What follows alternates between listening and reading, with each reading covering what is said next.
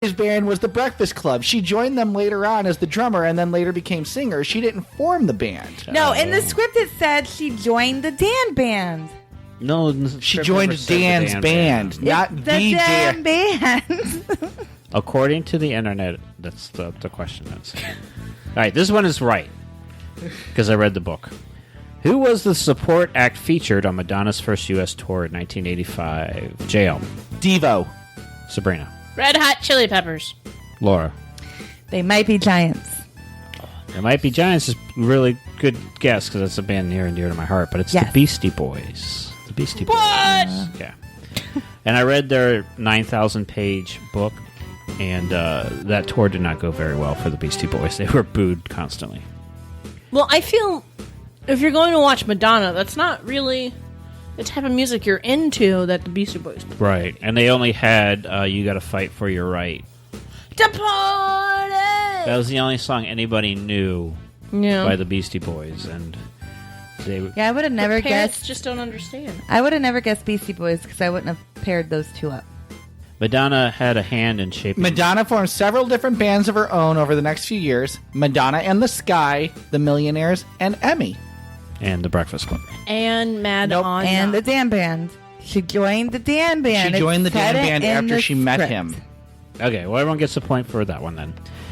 Question number 5. Taking a point anyways. I have all 5 right. I don't know about you guys, but I have 10 points. What Seattle grunge band did Madonna sign to a record label Maverick, which is not Pearl Jam? Laura. Nirvana. No. J.O. Screaming Trees. Sabrina. Nirvana. We're going for 2 out of 3, right? Yeah. We have the most yes. votes. Nirvana won. Nirvana won. Nirvana was signed to a record label in 1989. Nirvana won! Yay, Nirvana! It's actually Candlebox. Oh, wow. I don't even know what that is. Oh, man. They had their great song, Far Behind. Yes, How's that go, I told Jill? you only you would know this band. How's that go? Can you sing it for me? No, I'm not doing it right now. I haven't had that much to drink yet. Let me finish this Paloma. Let me finish this Paloma Goza thing. It goes, Far Behind. I don't know. I know the rhythm to it. I don't know the words. I'm not good with song lyrics. Then just hum the tune. Nope. Well, you know. Sources. It's like the same thing over and over. Sources for this script: Sex by Madonna, Behind the Music featuring Bananarama, Wikipedia.com, YouTube, Encyclopedia Madonnica, 20. Madonna from A to Z by Matthew Retmund. It's a lot of what I used. Well, that wasn't bad. Yes, it was. Well, it wasn't good either. Okay. Keep folding those clothes. This will help keep our arms and legs in shape for dancing. I'm getting better at this. Speak for yourself. I aced that quiz. You only got a few right. One, all. It's all the same. That explains a lot about you. Remember, fold the shirts to the beat of the music. 4, 5, 6, 7, 8. I may or may not have decided that it's easier to train a blind squirrel to find a nut. So, in 1981, I went solo and hired a manager to help get my career on track. Camille Barbin helped me find a backup band and get me pointed in the right direction. I ended up writing my first hit, Everybody, with a bandmate and watched it go to number 1 on the dance charts in 1982. That year went quick. Not like this one. Yeah, 2020 is never ending. The never-ending story.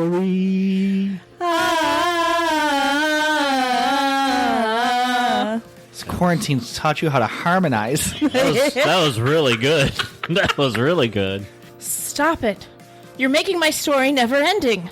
It's what we do, and we do it the best. We were voted the #1 podcast for filler. Let's dance those folded clothes to the dresser to put away. Freestyle, everyone. Just grab any piece of clothing you like. After the success of Everybody and getting a record deal with Sire Records, it was time to put on some new hits. So, you haven't put out an album yet? No. I would begin work on my first album, the self-titled Madonna. They hooked me up with producer Reggie Lucas, but I was not happy with his production techniques.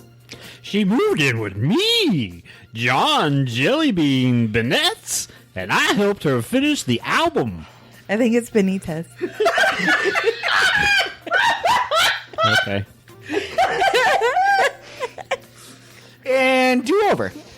She moved in with me, John Jellybean Benitez, and I helped her finish the album. Ask me why they call me Jellybean. Don't, John. Ask me. Why do they call you? Because I love jelly beans. Juicy pear jelly beans to be exact. I once spent an entire year eating nothing but juicy pear jelly beans.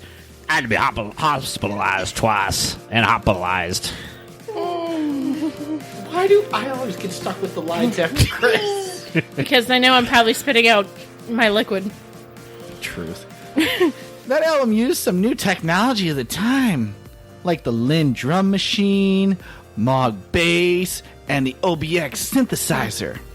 Aren't you the smart one? I am. Babe, don't you interrupt me, JL. I'm talking. Babe's cleaners. Students. Well, babe, I'm out. Peace to the east. Why do all these strange men keep coming and going? That's just your husband. Story of my life. So, unfortunately, the album charted slow and steady, creating a little doubt with some record execs about where my career was heading. Up! Your career was trending upwards! Just like my Instagram following, Bree0309. That's my Instagram handle. What? 30309. Bree0309. It's a number? Yeah. Weird. She's the Borg. But, unlike your Instagram, my look and style was influencing young girls and women all over. My style was one of the female fashion trends of the 1980s. Well, my Instagram style was one of the fashion trends of the second week of June 2020. That was my virus suit phase. My look was created by Maripol. My look was created by mascarpone. The cheese? The look consisted of lace tops, skirts over pants, fishnets, bleached hair, and crucifixes. My look consisted of a big yellow rubber suit and helmet shield that protects you from the Rona and is the color of mascarpone. I don't think Madonna cares about your Instagram. Everyone cares about my Instagram. I will follow your Instagram if you stop dropping the clothes on the floor. By the way, people have heard all the hit songs off that album.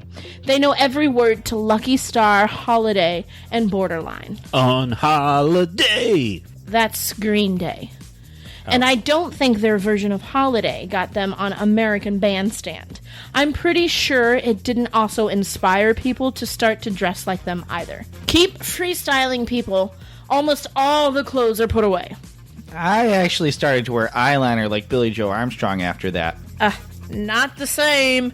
And I thought you started wearing eyeliner after watching Billy Corgan do it in the Zero video. No, that's not right. It was the Bullet with Butterfly Wings video. Vintage. Virgin. He can't say vintage. Vintage Virgin MTV Alternative Nation. I loved that show, Alternative Nation, and Headbangers Ball. I was a TRL girl. Me too, Laura.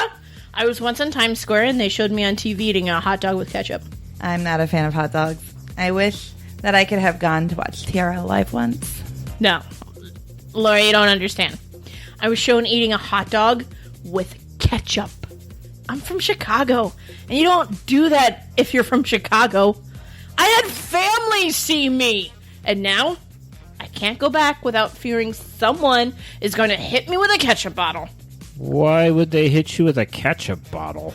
It's the equivalent of being tar and feathered, but more Chicago style. I don't know. You'll have to tell me. I carried that. Urans? Where? Maybe Ukraine?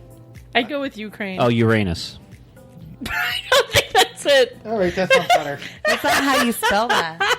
He forgot the U in Uranus. The one in Uranus. Uranus! You know what? Spell check didn't correct me, so that's how you spell it. Apparently, there's really a place named that. Urines. It's whatever you want. I'm going with Uranus. That's what she said. I didn't say that. I feel you, girl. My follow-up album was a success as well. Like a Virgin went to #1 and was certified platinum in a month after its release. #1 in Germany, Italy, the Netherlands, New Zealand, Spain, Uranus, the UK, and the US. It's always #1 in Uranus.